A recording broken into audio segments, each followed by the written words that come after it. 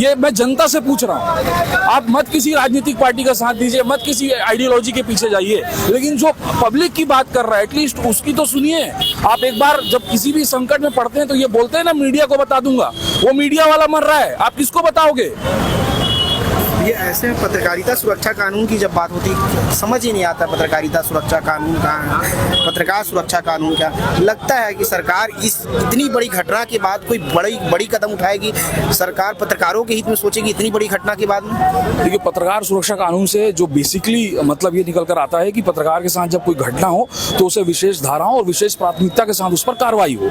ये पत्रकार सुरक्षा कानून का लब्बो-लुआब है। अब आप जब देख रहे हैं कि एक पत्रकार मर गया और 150 पत्रकार राजभवन जाते हैं ये बोलने के लिए, आप हमारी बात सुन लीजिए, तो वहां उनको घुसने नहीं दिया जाता है। तो अब पत्रकारिता कानून लागू होगा या पत्रकारों को सेव करने के लिए कोई आइडियोलॉजी आएगी, मुझे इसकी उम्मीद बहुत ज्यादा नहीं है।